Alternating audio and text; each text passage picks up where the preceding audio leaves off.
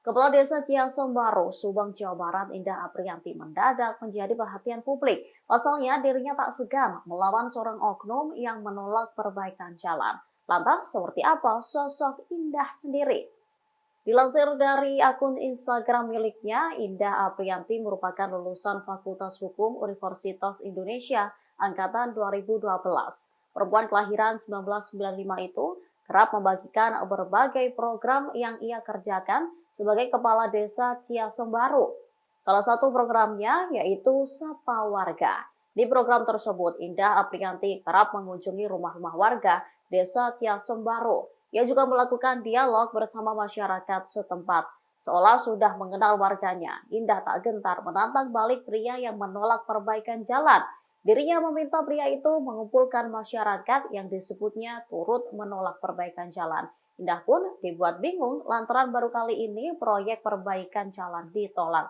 Berdasarkan informasi yang dihimpun, peristiwa tersebut terjadi di Kampung Babakan, Desa Ciasembaro, Subang. Keberanian Indah Aprianti dalam melawan pria tersebut lantas menuai pujian.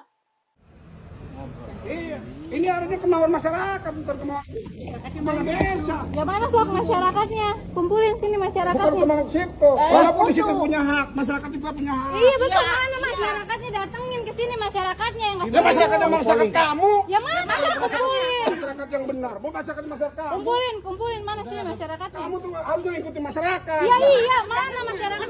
Masyarakatnya nggak ada yang ngomong ke saya masalahnya. Iya, kamu kalau ini tapi dalam proses ini dikorupsi mah nggak apa-apa. Oh, fitnah Anda.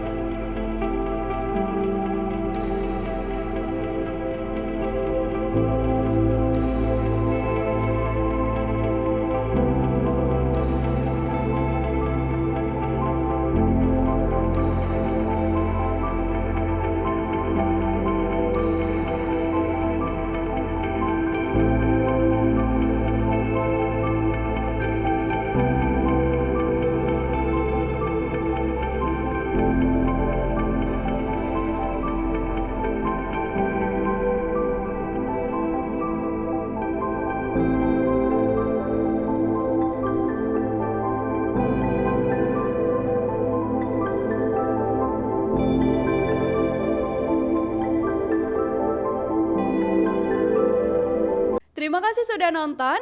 Jangan lupa like, subscribe, dan share ya.